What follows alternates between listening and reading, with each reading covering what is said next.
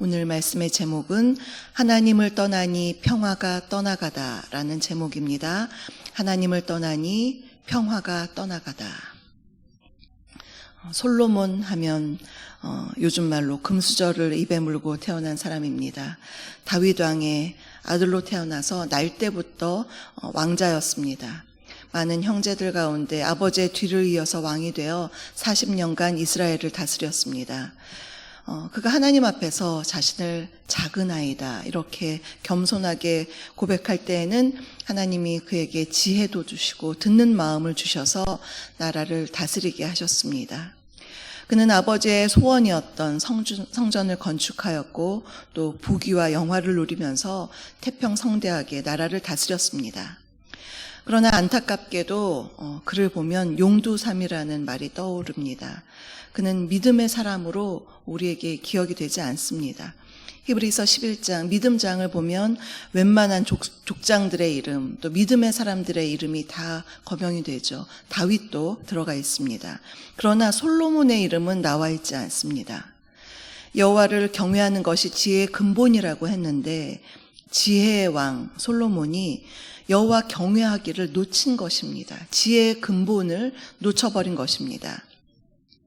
저는 교회학교에서 아이들을 가르칠 때에 아이들에게 여호수아처럼 되라, 또 다윗처럼 다니엘처럼 되라 이런 말은 해도 솔로몬처럼 되라라는 말은 해본 적이 없습니다. 제가 개인적으로 그렇게 솔로몬을 좋아하지 않고 그의 어떤 삶이 좀 참 처음 마음을 잃어버린 안타까운 삶을 살았기 때문입니다. 열왕기상을 보면요 1장부터 10장까지는 솔로몬의 치적이 이렇게 쫙 나오는데요. 그러나 오늘 본문이 있는 이 11장부터는 그가 나이 들어서 그의 임기 후반기에 갈수록 나라가 더 약해지는 모습입니다. 이는 솔로몬 자신이 영적으로 해이해진 것, 그것이 시작이 되어서 나라가 그렇게 약해진 것입니다. 그러면 오늘 본문을 통해서 주님이 우리에게 주시는 교훈은 무엇일까요? 첫째로, 어려움이 생길 때 먼저 자신을 살펴야 합니다. 어려움이 생길 때 먼저 자신을 살펴야 합니다. 솔로몬이 하나님을 떠나자 하나님이 대적을 일으키셨습니다. 오늘 본문에 2명의 대적이 나오는데요. 14절을 보시면요. 여호와께서 에돔 사람 하닷을 일으켜 솔로몬의 대적이 되게 하시니 라고 했고요. 또 23절을 보시면요. 하나님이 또 엘리아다의 아들 르손을 일으켜 솔로몬의 대적자가 되게 하셨다라고 했습니다. 여기서 놀라운 것은 솔로몬에게 대적이 생겼는데 그를 일으킨 주체가 바로 하나님이시다. 그 점이 놀랍습니다. 그러면 하나님이 왜 그렇게 하셨을까요? 오늘 본문에 이전이 있는 그 11장 전반부를 보시면요. 그 이유를 알 수가 있습니다. 솔로몬이 하나님의 말씀을 어기고 많은 여인들을 사랑했습니다. 무려 후궁이 700명, 첩이 300명, 1000명의 여인을 거느렸습니다. 그 여인들이 솔로몬의 마음을 하나님께로부터 자기들이 섬기는 이방 우상에게로 마음을 돌이키게 했다라고 했습니다. 그 여인들이 돌이키게 했는데요. 중요한 것은 11장 9절을 보면요. 이제는 솔로몬이 스스로 마음을 돌이켜서 하나님을 떠났다라고 했습니다. 여인들의 유혹을 받은 수동적인 입장에서 그가 이제 11장 9절을 보면 능동적으로 하나님을 배신하기 시작한 것입니다. 그러자 하나님께서 오늘의 본문 14절부터 쭉 보시면요. 대적을 일으키셨습니다. 이는 하나님의 공의로운 심판이요 징계라고 할 수가 있습니다. 첫 번째 사람 에돔 사람 하닷인데요. 그는 왕의 자손이었습니다. 다윗 왕 때에 다윗의 군대 장관 요압이었죠. 요압이 하닷의 아버지와 그 에돔 사람들을 사륙했습니다. 이스라엘 사람들을 죽인 그들에게 이제 보복을 한 것입니다. 당시 하닷은요 어린 아이였습니다. 그래서 이제 그러한 여러 가지 일들이 벌어지자 몇몇 사람들과 함께 애굽으로 도망갔습니다. 하닷이 애굽에 갔을 때 바로의 은총을 입어서 거기에 살면서 결혼도 하고 안정된 삶을 살면서 세력을 키워나갔습니다. 그러나 다윗과 요압이 죽었다라는 소식이 들리자 그는 애굽에서의 편안한 삶을 내려놓고 이스라엘을 공격하기 위해서 에돔으로 가겠다라고 바로에게 이야기합니다. 그 이유는 아버지와 자기 민족의 원수인 이스라엘을 치기 위한 것이었습니다. 여기서 참 아이러니한 것을 볼 수가 있는데요. 솔로몬이 자기 나라를 굉장히 평화롭게 잘 다스리기 위해서 제일 먼저 결혼한 취한 여인이 바로 애굽에서 온 바로의 딸이었습니다. 첫 번째 아내였습니다. 정략 결혼을 통해서 나라를 잘 평화롭게 다스리겠다. 참 인간적인 지혜였죠. 인간적인 생각이었죠. 그러나 하나님은 솔로몬이 그렇게 의지했던 애굽으로부터 지금 하닷이라는 대적을 일으킨 것입니다. 하나님을 의지하지 않고 사람을 의지한 솔로몬에게 하나님은 그가 진정으로 의지할 분은 하나님이시라는 것을 몸소 보여주셨습니다. 우리는 어떤 어려움과 고난이 생기면 제일 먼저 이렇게 기도하죠. 하나님, 이 어려움 없애주세요. 치워주세요. 이렇게 그 고난에 대한 결과를 보고 기도할 때가 있습니다. 지금 솔로몬의 입장이라고 한다면 저 하닷을 멸해주세요. 이렇게 기도했을 것입니다. 그러나 솔로몬이 먼저 해야 할 것은 내가 하나님 앞에 바로 서 있는가? 내가 하나님을 제대로 경외하고 있는가? 그것을 자기의 신앙 상태를 먼저 점검했어야 합니다. 그것이 먼저입니다. 우리도 마찬가지입니다.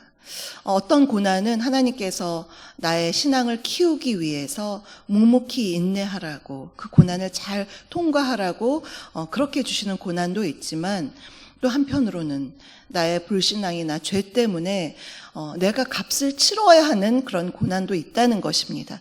정신 차리게 하나님께서 주시는 고난도 있습니다. 그러니 우리는 어려움이 닥칠 때 먼저 나 자신을 살피고 나의 신앙을 점검하는 것, 그것이 먼저입니다. 혹시 내가 하나님 앞에 잘 서 있는가? 내가 어떠한 죄 때문에 이러한 결과가 오지는 않았는가? 자신을 돌아보면서 혹시 죄가 떠오른다면 그 죄를 철저히 회개하고 하나님께로 돌이키는 것, 그것이 중요한 것임을 잊지 말아야 하겠습니다. 두 번째로 솔로몬은 하나님을 잃고 샬롬을 잃었습니다. 솔로몬은 하나님을 잃고 샬롬을 잃었습니다. 샬롬의 뜻은 평화라는 뜻입니다. 솔로몬이 하나님을 떠나자 나라의 평화가 떠나가고 지금 하닷이 또 르손이 닥쳐서 지금 환란이 찾아왔습니다. 평화가 깨졌습니다. 맨 마지막 절 25절을 보시면요. 솔로몬의 일평생에 하닷이 끼친 환란 외에 르손이 수리아 왕이 되어 이스라엘을 대적하고 미워하였더라. 나라의 평화가 사라진 것입니다. 생각해보면 참 그렇습니다. 다윗이 통치하던 때에 하나님께서는 하닷도 르손도 다 다윗 왕 때 있던 사람들이었거든요. 그런데 다윗 왕 때는 하나님께서 반란이 없도록 이스라엘을 그들로부터 지켜주셨습니다. 그런데 지금 솔로몬 때는 그들로 인해서 평화가 깨진 것입니다. 하나님께서 일으키신 그 부분 때문에 평화가 사라졌습니다. 그런데 솔로몬은 나라의 평안만 잃은 것이 아니었습니다. 또 하나 솔로몬 이름이 평화라는 뜻이거든요. 샬롬의 어근이 똑같습니다. 그래서 본인 이름의 평화라는 뜻인데요. 그는 원래는 평화롭게 살았죠. 왕의 아들로 왕자로 살면서 또 여유도 있으니까 공부도 했을 것 같고 많은 책도 읽었고 또 거기다가 하나님께서 부어주시는 지혜로 정말 세상의 온갖 것들을 다 이해할 수 있는 지혜가 있었고 금은보화도 넘쳐났고 수많은 사람들을 거느리고 부유하게 살았습니다. 하나님이 주신 축복이었습니다. 그러나 그러한 은혜를 주신 하나님을 떠나서 하나님을 잃으니 그의 지혜도 하나의 재주일 뿐이었습니다. 하나님을 떠난 지혜는요, 삶의 스킬일 뿐입니다. 20년간 계속된 건축 사업으로 인해서 백성들은 정말 힘겨운 삶을 살아야만 했습니다. 원래는 백성들을 잘 다스리라고 하나님께서 주신 지혜로 그는 백성들을 힘겹게 하고 있는 것입니다. 또한 생각해 볼 것은요, 사람에게 중요한 건 우리가 나 자신은 좀 힘들지 모르지만 우리의 자녀가 잘 되면 좋겠다. 그런 생각을 하죠. 부모로서. 그런데 솔로몬의 경우를 보면요. 부인이 1000명이나 되는데 성경에 언급된 아들은 오직 르호보암 한 명이었습니다. 그것도 그 르호보암이 남과 북을 분열시킨 그 장본인이 된 사람이었습니다. 원로들이 정말 지혜로운 조언을 할 때 그 지혜를 듣지 않은 굉장히 어리석은 그런 왕이었습니다. 한마디로 솔로몬은 자녀 교육에 실패했습니다. 자녀를 지혜롭게 길러내지 못했습니다. 너무 또 아이러니하죠. 지혜의 왕이었는데 아들을 지혜롭게 기르지를 못했습니다. 하나님을 잃은 삶은요, 평화가 샬롬이 떠나가고 삶의 열매가 없었습니다. 우리 인생에서 가장 중요한 것은 하나님을 잃어버리지 않고 그분의 손 꼭 잡고 주님과 늘 동행하는 것입니다. 믿으십니까? 네, 동행이 축복입니다. 다른 사람들이 가진 것 부러워할 필요가 없습니다. 혹시 영적으로도 저 사람 저런 은사 있어서 좋겠다, 그렇게 부러워할 필요도 없습니다. 은사도요, 하나님 안에서 사용하지 않으면 어떤 사람은 자기 그 귀한 은사를 가지고 돈벌이 하는 사람도 있습니다. 그런 것 전혀 부럽지 않습니다. 하나님이 나에게 주신 은사, 나에게 허락하신 분복, 그것을 정말 소중하게 생각하면서 매일매일 동행하며 사는 것, 하나님 손잡고 주님과 동행하며 사는 것이야말로 가장 축복인 것을 우리가 깨달아야 할 것입니다. 셋째로, 징계는 하나님의 또 다른 사랑의 표현입니다. 징계는 하나님의 또 다른 사랑의 표현입니다. 우리도 그렇지 않은가요? 자녀가 잘못하면 정말 속이 타죠. 불러다가 앉혀서 야단도 치고 타이르고 잘 되도록 한 번에 더 기회를 주기도 하고, 부모의 마음이 그렇습니다. 지금 하나님이 솔로몬에게 향한 마음이 바로 그렇습니다. 솔로몬이 마음을 돌이켜서 다른 이방 우상에게로 마음을 돌이킬 때에 11장 9절에서 하나님은 2번이나 솔로몬에게 나타나서 경고의 명령을 내리셨습니다. 그런데 안타깝게도 솔로몬은 그 명령을 지키지 않았습니다. 그랬더니 하나님께서 이렇게 대적을 일으키신 것입니다. 이 모든 것은 솔로몬으로 하여금 하나님께로 돌아오게 하려는 하나님의 사랑의 징계입니다. 히브리서 12장 6절을 보면요, 주께서 그 사랑하시는 자를 징계하시고 그가 받아들이시는 아들마다 채찍질 하심이라 라고 말씀되어 있습니다. 하나님께서 솔로몬에게 경고하시고 대적들을 일으키신 것은 모두가 하나님의 사랑에 근거한 그런 징계인 것입니다. 하나님께로 빨리 돌이키도록 깨닫도록 하시는 징계 도구로 오늘 하닷과 르손을 보내신 것입니다. 사랑하는 성도 여러분, 오늘 우리는 3가지 교훈을 살펴보았습니다. 첫째로, 어려움을 생길 때 먼저 자신을 살펴야 합니다. 고난이라는 결과, 그것만 보지 말고 그것만 없애달라고 기도하기보다 먼저 그 이전에 나 자신을 살펴서 나의 신앙을 한번 점검해야 하겠습니다. 둘째로, 솔로몬은 하나님을 잃고 샬롬을 잃었습니다. 그러니 진정으로 하나님을 소유한 사람이야말로 마음의 평강을 소유한 사람입니다. 늘 우리 안에 성령께서 계시니 성령께서 평안을 주시고 은혜를 주십니다. 고난 속에서도 평안을 누릴 수가 있는 것입니다. 셋째로, 징계는 하나님의 또 다른 사랑의 표현입니다. 하나님은 사랑의 하나님이시며 신실한 하나님. 그래서 우리가 그 하나님을 신뢰하며 나아가야 하겠습니다. 특별히 오늘은 새벽 12시부터 천사기도 회복운동을 시작했습니다. 이 기도의 시간에 우리가 조금 더 주님께 더 가까이 나아가서 주님과 기도 속에서 친밀한 시간, 늘 동행하지만 주님과 더욱더 영적으로 친밀한 시간을 갖고 우리의 기도의 영성이 더욱더 깊어지면서 우리가 마음을 합하여서 가정과 나라와 또 교회와 이 민족을 위해서, 열방을 위해서 기도할 때 놀라운 그런 응답을 통한 기적을 체험하는 저와 여러분 되시기를 주님의 이름으로 축복합니다. 오늘의 말씀을 생각하면서 찬송가 342장을 부르시겠습니다.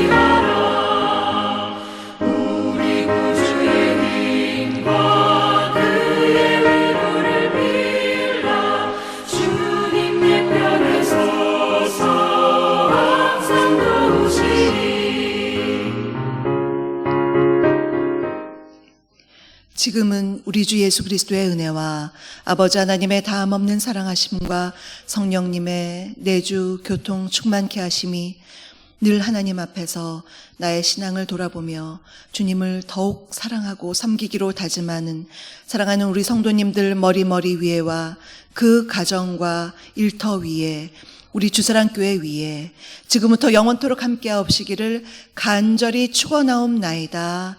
아멘.